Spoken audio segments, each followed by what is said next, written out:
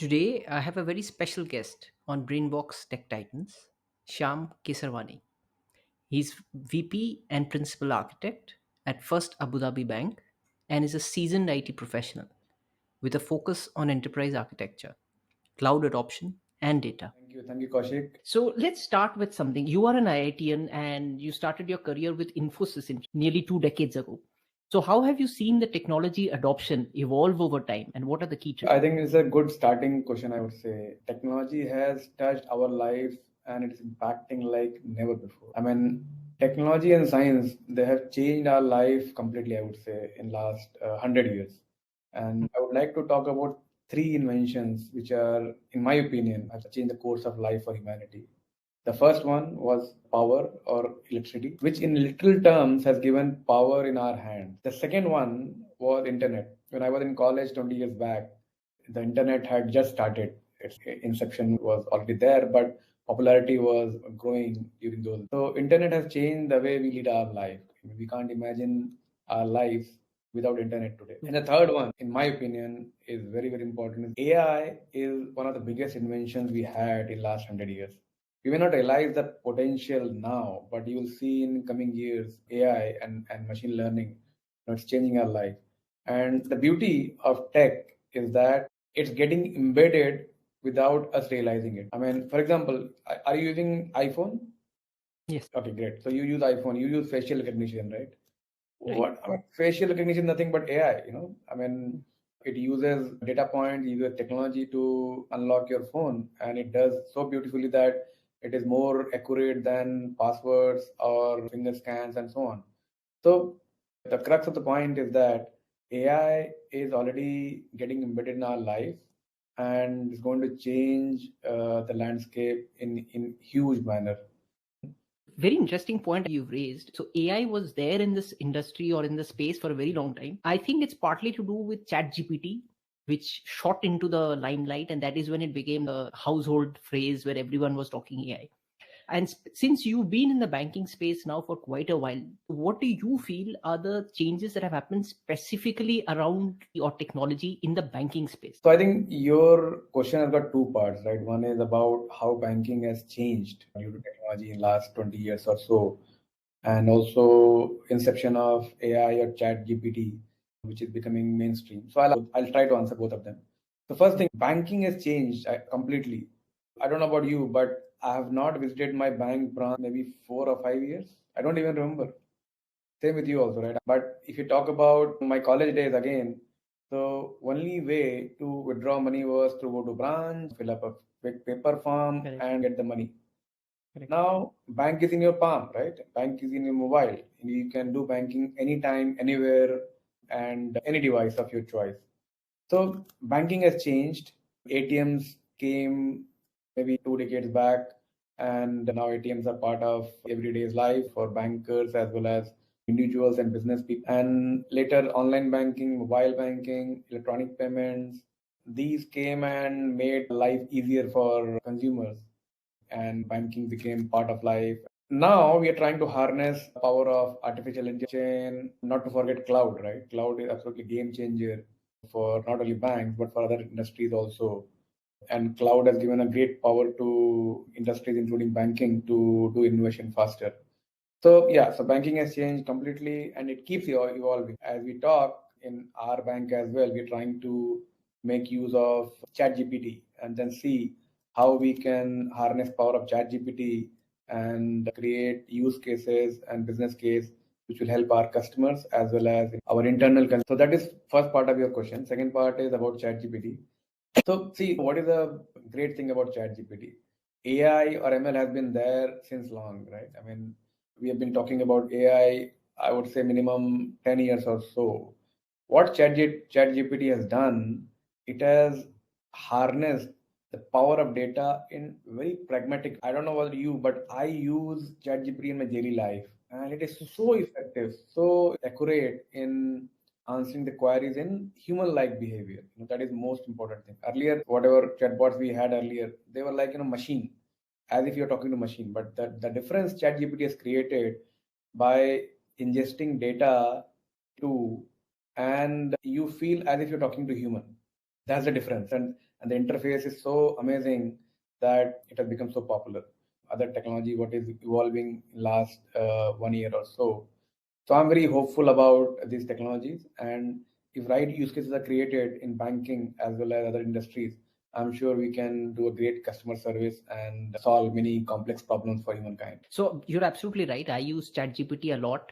And in fact, not only ChatGPT, I use things like Claude also for the AI piece when it comes to. So AI is a huge piece. Another very interesting part you had touched on was around the cloud. So you and me, of course, we worked together a few years back when you were working at Ragbank. Yeah. And as a part of the Ragbank deal, we had done a significant part of it was around the cloud technology. So how do you feel that cloud has changed the entire IT landscape? Oh, absolutely phenomenal, I would say. Cloud has changed the way we used to deploy IT solutions. The best part of cloud is flexibility and agility. If you remember before our cloud deal, the IT infrastructure procurement was minimum 8 weeks of process. We will get business approval, cost approval, and so on. And after that, it was minimum 8 weeks of cycle to get infrastructure, after the hardening, and after that, all our internal processes. So it was a huge life cycle for business to realize the use cases in a landscape. Now it is very quick. The businesses can get the power of cloud within minutes. So no need to go for big data centers and big IT infrastructure required, and they can scale up and scale down based on business demand, and without investing big money in IT infra from day one. So Kaushik, you heard about India startup ecosystem is thriving, and we are seeing so many good startups coming up in India. And my belief is that cloud has played a big role in success of these small startups. Just to share with you, I myself was helping one of the startups in India with IT consultancy on a no profit basis, and the journey was amazing. So we used cloud for all our IT needs, and we tried to leverage software as service as much as possible. And the journey was so smooth from the development perspective. The IT team could focus on IT development without bothering much about IT infrastructure. And we had good cloud team.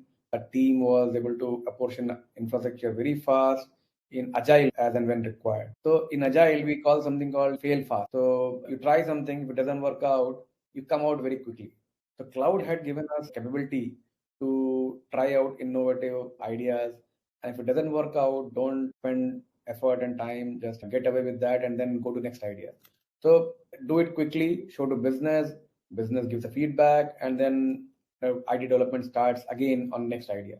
That startup, I can't name it because of confidential reasons, but the idea is that any business which want to do quick conversion of ideas to technology, cloud has given a great power to those companies, and it is changing every segment, every business in very phenomenal way. Another key technology aspect that I know that we have been discussing for a very long time, because I've been into cryptos from 2012.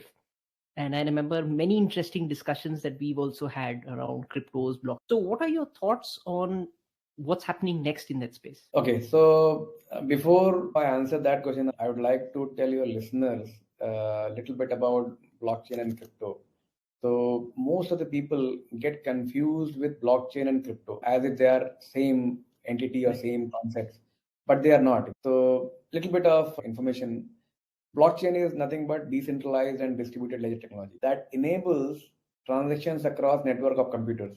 So earlier we had maybe one big computer doing all the processing, but blockchain gives us flexibility of compute power across network of computers. It can be spread across the world. It may be in India, it may be UAE, it may be US, anywhere. So blockchain is a technology which has given us power to leverage compute power across network of computers, and also it works based on certain concepts which makes it fail proof.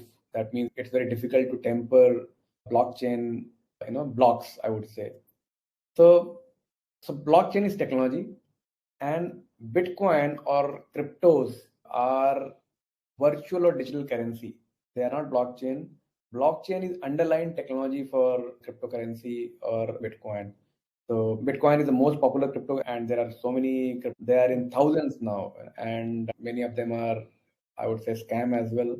But yeah, there are some genuine cryptocurrencies and they have potentials to change the way we deal with currencies in future. So just for interesting fact, in 2012, if you would have bought $5,000 worth of Bitcoins, right, around 1,000 Bitcoins that point in time, now you would have got $37 million in current terms. So that's the growth Bitcoin has gained in last 12 years or so. So, but How anyway, I wish I had held on. sorry, How I wish I had held on and not sold it. you bought that time, is it? Yeah, so I was into Bitcoin and Ethereum right from the beginning. So yes. I started buying in 2017. Yeah, but as you said, if you hold and then watch out the space, that gives a lot of, I won't say returns, but excitement. Anyway, coming back to your question of what next in this space. So, see, my observation has been that adoption has not been that great for blockchain as well as virtual currency. I've been tracking since 2017, as I said, and I was expecting that blockchain will be adopted by industries by 2022, 2023, but unfortunately, adoption has been not great. And crypto have been hit by a lot of frauds, as you may know. FTX is one of the biggest fraud we had that has given a lot of comfort to big companies in investing into cryptos. Fraud at small scale has impacted the credibility and reach to the common man. So, in my opinion, we should watch out and then see how this space comes up. I mean, some kind of regulation also has to come in place for this industry to flourish and get the trust from big companies as well as common man.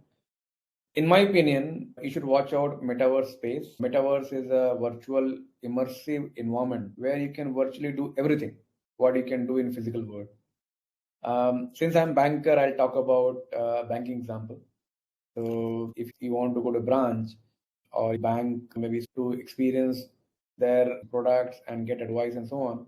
Now instead of going branch, you can have a metaverse branch in virtual. So user will experience bank in virtual way. You can experience banking products, you can experience virtual ATMs and many other banking services, just like physical world you do. That is one example. I mean, it's initial stage, nascent stage, but I feel it has got a great potential to explode in the way crypto had exploded in last 7 or 8 years. And just like physical world, you can buy real estate in metaverse. My advice, Kaushik, would be to for you buy a virtual land in metaverse and wait for this to explode like Bitcoin in maybe 5 years or so. Makes sense. Maybe we should do it together.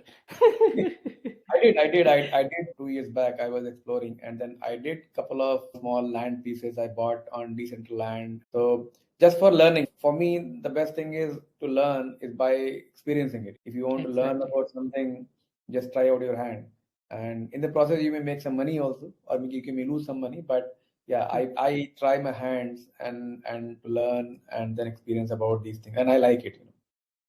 Absolutely. No, I think that's the biggest asset that somebody can have. Actually, just touching the point again, I think what the one train of thought seems to be that because of the rise of AI, and that's why I will come back to AI. But because of the rise of AI, the biggest problem is it's very hard to make out what is real and what is not, which is probably where again blockchain will now be able to see the growth. And you've done your postgraduate program also in AI and ML from University of Texas at Austin. So it's more than pertinent that I ask you, where do you see this space going in the next 5 years? It's a tough question to predict what is going to happen after 5 years. If you ask me, AI is a great tool, but at the same time, it has got risk of going haywire and impact in negative way. As per some estimates by Economic Forum, by 2025, AI is going to replace minimum 87 million jobs across the world. So it's a concerning stat. While we believe that the type of jobs will change, and instead of your regular job, you'll have to reskill yourself, and maybe you will land up in different type of jobs. However, if 100 million jobs are replaced, it's very difficult practically to retrain 100 million people and employ them again. So that is one downside of AI, I would see. On positive side, if you ask me, I don't have to talk about it. Every big company, like whether it's Google, Microsoft, or any big company, they're talking about it. They're investing heavily in AI, and I'm sure great use cases are going to come. It's already coming as part of our lives, but more use cases are going to come. So in next 5 years, AI will evolve. As I said earlier, AI will evolve as third best invention so far, and it will change the way we lead our lives for sure. On the negative side, just to talk about AGI. AGI is terminology used for artificial general intelligence. So AGI means when machines can think like us and they become independent. So, Kaushik, if you see today, all our AI use cases are domain specific or use case specific. But AGI means that artificial intelligence becomes more closer to human intelligence and it starts thinking on their own. So, as per some experts, if technology keeps evolving like this, AGI will be possible by 2030. That means 7 years from now. And if AGI happens, then you can imagine the way things are evolving. On positive side, it can do wonders, but same time on negative side, it can do a lot of destructions. You know, so these are my thoughts. I mean, I'm not going to predict what's going to happen from 5 years from now, but we need to keep watching space and then see how it grows. But whether you like or don't like, you can't avoid AI expansion and adoption. And so we need to learn and we need to put governance in place to harness and route the energy of AI in right way. That's the way forward, in my opinion. Fantastic. Thank you so much, Shyam, for being a part of the Brainbox Tech Titans show. And that's why I know that you're a seasoned IT professional. Therefore, I wanted the audience also to get a view from you as to where you see technology going over the next few years. So really appreciate it once again. And thanks for time. Thank you, Kaushik. And it was my pleasure to be on your platform. Thank you.